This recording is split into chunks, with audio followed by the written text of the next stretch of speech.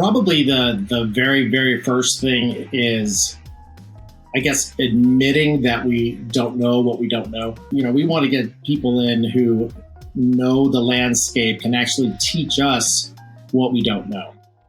Each office is different. We get a good handful of patient referrals in our Super GP office, mainly because it's well established. We have specialists there, but it's something that this is an area that we need to continue to work on.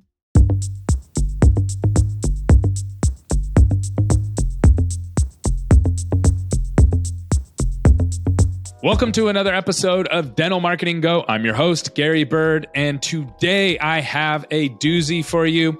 My friend Craig here, he is the COO of Mountainside Dental, and he has 4 practices, and he's going to share with us how he has tripled his new patients over the last several months, and you're not going to want to miss this one. He goes into the details and some of the numbers that he's looking at. There's actually 2 numbers that he shares that he looks at every single week that has helped him get to tripling his new patients. So you're going to want to stay tuned for this episode. He has a lot of information, a lot of experience, and you won't want to miss out.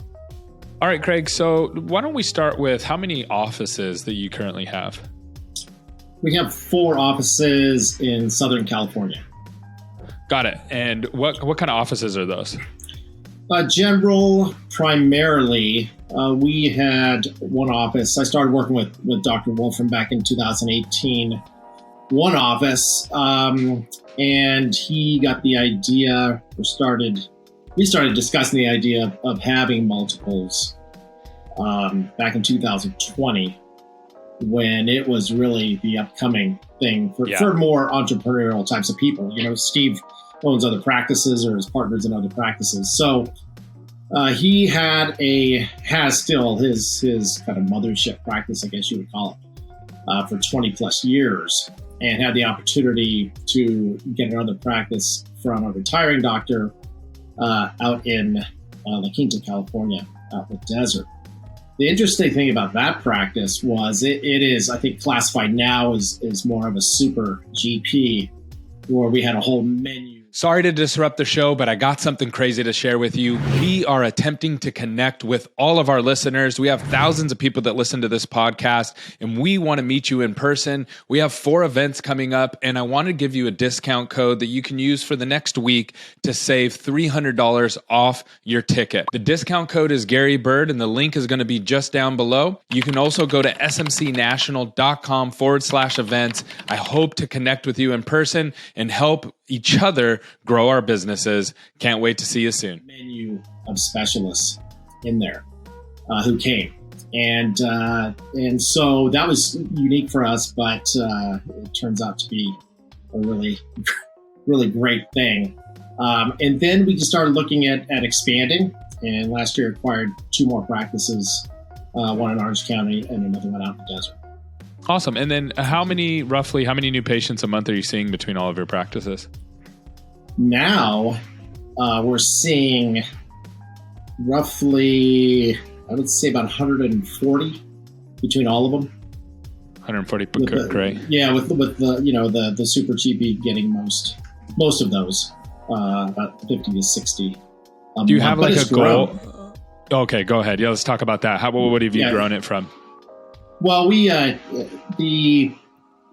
I'll give you guys a plug, SMC a plug.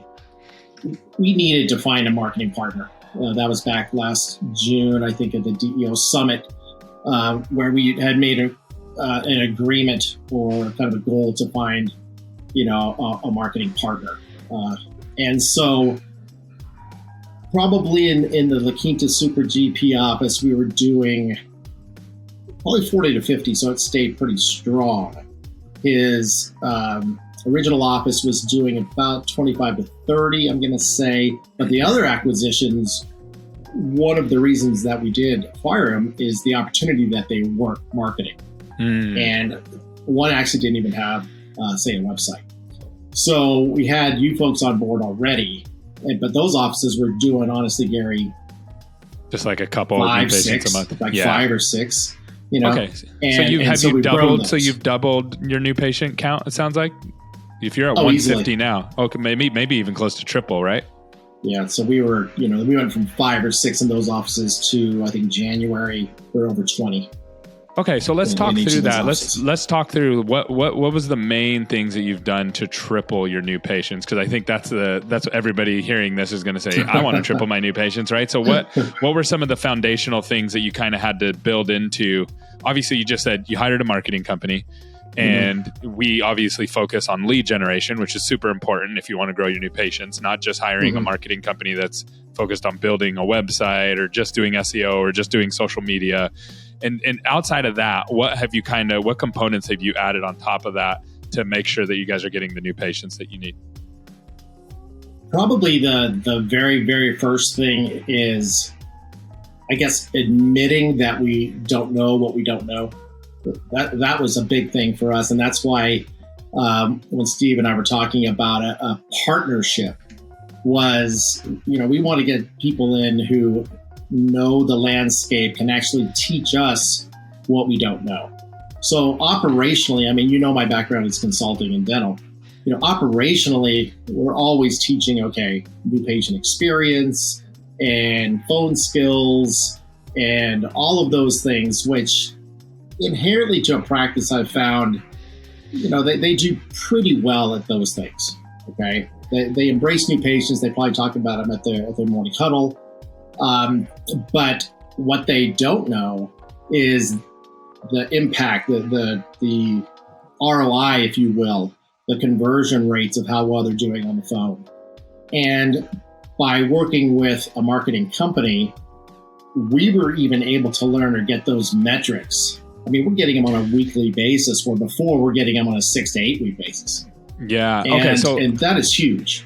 So what has been the most impactful number that you look at on a weekly basis that before you just either weren't able to look at it, or you weren't able to access it, or you just didn't even know to look at it? What's been the most impactful number? I would say conversion is the first thing.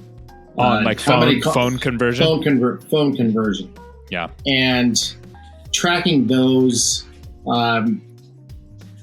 unanswered calls is huge. You make a big point of, you're just throwing money out the window if you're not answering the phone, which is a pretty easy, pretty easy concept, right? Mm-hmm. But then one of the things I learned at your boot camp that it was like, a light bulb going off, I should have known this before, is if the admin teams or the teams don't know, if they don't know what is happening with the metrics, then they don't know, number one, that they're accountable for those. Yeah. Right. So, what's that old saying, right? You want to inspect what you expect, right? Yeah. So the dashboard now that all offices have, they're able to get in there once a week, once a day. They can look at unanswered calls. They can see their conversion rates. They can listen to recordings. And so they know that accountability is there because we look at it. Yeah.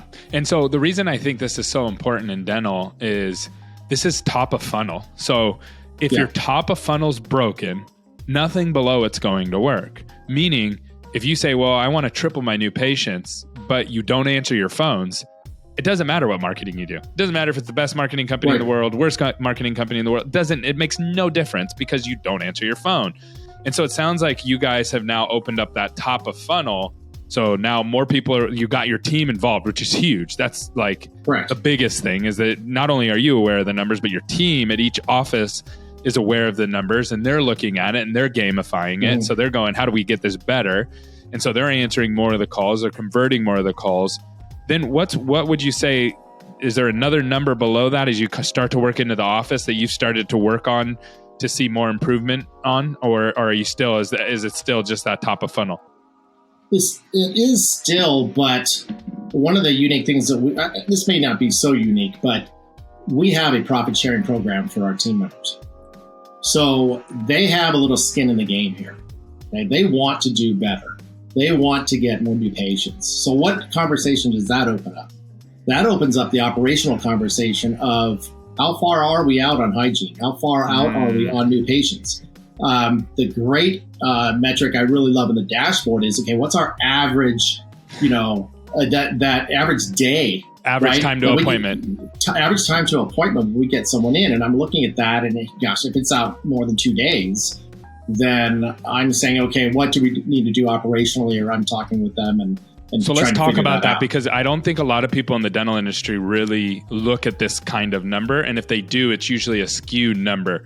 So I'll first explain what that is just for the audience out there. So average time to appointment is how long it takes when a new patient calls, how long or how far they're being scheduled out. Is it a day? Is it 2 days? Is it 3 days? Is it a week? Is it 2 weeks?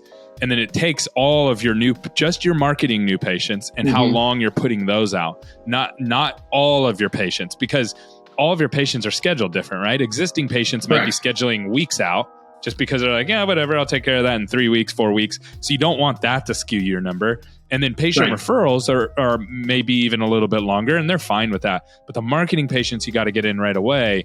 So as you start to play with that number, it really helps your team. So what I would love to know is how much are you utilizing that versus the team, and how are you getting everybody to kind of play with each other with that number? Well, you have to have a lot of conversations with them, and I try to bring it back to the patient aspect. And the patient aspect or consumer aspect is, if I'm online looking for a service, I have a list. Google is going to show me a list, right?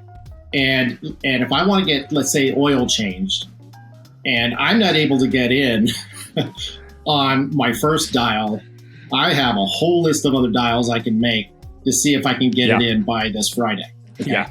And you know, in listening to the dental community, one of the things that has happened over the last really few years, 5 years, 7 years or so, is the fact that dental patients, when they call and try to establish themselves at a new office, and I've heard you say this, it's an impulse, right? It's not something they plan for 2 or 3 months. Yeah. So when they have all that information there in front of them, you know, you could have 5, 6, 7 different dental offices that are all GPs that all have 5-star reviews or 4.9s.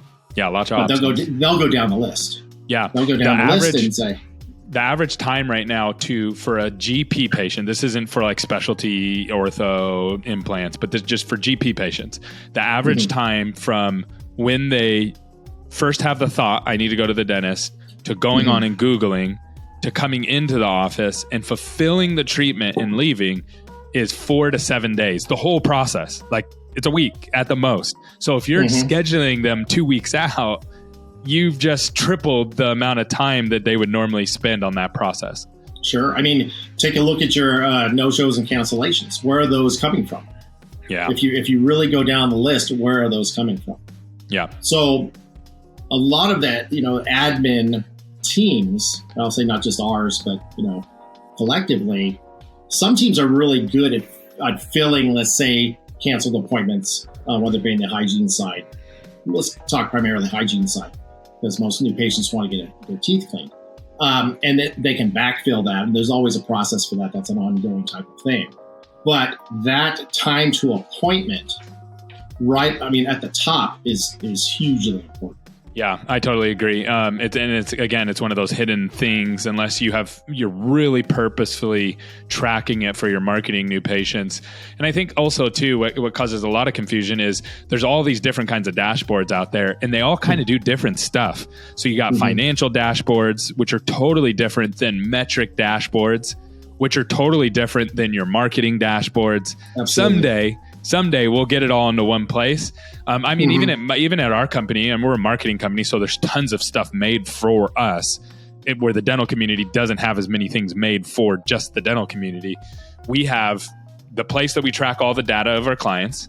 So that'd be like your patient records and things like that, right? And then we have our CRM, where every interaction is recorded and measured and all those kind of things. And then we have an AI software that we use to record every single call and measure how much people are following scripting or not following scripting. And so we have 3 places, and some of them live inside of others, right? So you can access some through the others. But yeah, there's all these different dashboards, and you have to know how to use them, because one, your financial picture might be great, but you might be slowly dying at the same time, right? Or you might be growing like crazy, but broke, right? Like those things do happen, and like our dashboard isn't going to tell you the other, and vice versa. So that's I find that fascinating that you have to kind of navigate these and figure these out, because and then it's like one KPI or two KPIs that you just drive home, and it's like, wow, that's really helping our business now. Is there anything else that you're doing internally for increasing new patient or anything that's helping you grow over the last 3-4 months? Well, we focus on a huge pillar of ours is obviously case acceptance, and we have a tried and true method for that. And so that's one of the operational systems that we train on. We don't want to have, if one of our offices can't take 40 new patients in a month operationally, we're not going to push to 40 new patients. I mean, we don't want a transient patient base, right? Yeah. We want to grow our patient base. So as far as internal referrals or patient referrals, okay, each office is different. We get a good handful of patient referrals in our Super GP office, mainly because it's well established. We have specialists there, but it's something that this is an area that we need to continue to work on, and that is having some kind of program or protocol, if you will, to have that consistent every month. We haven't found the formula. I think on the Slack community, I put that out there and didn't really get too much response there. And maybe that's just because it's one of those hit or miss things. But it is. But patient referrals are. Yeah, patient referrals are hugely important. Oh, sorry. Go ahead. I'm sorry. I just said they're hugely important. They're the best patients you can get. 100%. Right. But staff, I mean, again, coming from the consulting background, you look at some of the barriers that the staff have. I mean, some people, more introverted dental assistant isn't going to ask, for a referral. So how do we reduce that barrier to make it simple for them, right? Yeah. You can definitely grow. Reviews are huge too. Yeah, you can grow. Yeah. So you can grow patient referrals, but you can't scale them. Meaning, you can't. You can go from 20 to 30, right? And then sometimes you might go back down to 25. But you can't go from 40 to 100. Marketing is the only way to do that. And then the trick this is the trick, and this is it's not a fun trick, right? I'll just say that. The trick is that you market, you get those marketing patients to come in, and you get them to refer you more patients. That's how you grow your patient referral. But then that's hard, right? Like it takes time, and it's a little bit of a grind. And that's what I've seen work best. But there is no... I wish there was like a magic bullet that you could just, hey, let's throw $1,000 at it and we double our patient referrals. It's a lot. And really what it boils down to is like, it's a lot of the intangible things that we don't measure. Patient journey. You mentioned Google reviews. Getting people to leave good Google reviews will get you more patient referrals. Getting just how long the patient's waiting in the lobby, asking for them. And so we're actually in the process right now of working on some of this internally to help offices to make it more predictable. But it to your point, it's hard. It's not one thing. It's multiple things. Right. And again, I always go back to operations, because if a new patient doesn't have a good experience in the office, right? So there's multiple different facets to that have to be, the cogs have to be completely lined up in order to maximize patient referrals. So, okay, last question for you. So we're sitting in a big stadium. You have all the COOs out there that have 5 to 10 practices, and they really want to grow. They want to triple their new patients like you guys did, and they're really at the beginning of their growth stages. What is the one piece of advice that you would offer to them from your experience? I would say to sit down with, your key people on your team and kind of maybe do the whole Ben Franklin close type of thing, right? Pros and cons. I mean, what do we know and what do we not know? And how much time do we have to spend on this? That's the other thing with marketing, with Steve and I, it's, I'm the COO and there's him, and he's getting away from the chair. His fiance does some of our HR types of things. But when you look at it, the very top of the leadership organizational chart for us was really like 2.5, 3 people. Okay. And so how much time do we have? And looking also at our end game, obviously, is probably to sell. Okay. So we have to make sure that, EBITDA, all of those things are in line. How much money or expense are we going to put out there, say, for even a part-time or full-time marketing person? And, you saw me put that question out there to you and some other people is, what does that look like? I'm sure we can guess how much it costs. But take that and then look at, well, gosh, if you can get a marketing partner, a company that really knows what they're doing, if they're, and again, I'm going to plug SMC because it's as much or more than what I expected having a marketing company come in, and that's why I call you guys more of a marketing partner. Yeah, that's what we aim to help people actually with wherever their shortcomings are, because we all have them, and we have a ton of them as well. But we try to focus on our strengths and transfer those over. And no, that's a great point, because just the value, if you take an office that's seeing 5 new patients a month and you grow it to 30, the value of that practice is going to go up. I don't know what the EBITDA increase is going to be, but it's going to be, I'm sure if just tripling your guys' new patients on your guys' 5 offices, that's a big jump in value. That has to be a big jump in value. And it's interesting because then we look at what does that create? It creates those positive issues of, okay, we need another 2 hygiene days a month here. We need, maybe 3, 2 more days a week, right? We need a floater in this office to also help with our admin person. And when those things come up, we're smiling, right? Because we know we're growing. Yeah. So getting back to, let experts be experts. That's kind of where I like to go. If we can find a group that's an expert in something that we don't know or we don't want to claim to be experts, it's worth the investment to do that. Wow. This has been really, really good. I appreciate the plug. That's not why I brought you on. Sometimes people think I brought you on just because I know you guys have grown. I've seen what you guys have been doing kind of from the background. You guys have grown, and I wanted to get some tips from you. And this is really, really useful. Again, as I told you before we hit record, there's nowhere you can go on Google and say, hey, what's some hacks that I can grow my dental office really quickly? I'm trying to change that. And I'm actually going to drop like 50 of these episodes all at once. So we kind of rank them in the search engines. And then so that way you can go online and start finding different things that are helping offices grow, because I wish I had that. I'm sure you wish you had that. We kind of have to trial and error. So thank you so much for coming on. This has been a really good episode. Gary. And I really appreciate you coming on. Thanks, Gary. Appreciate it. Awesome.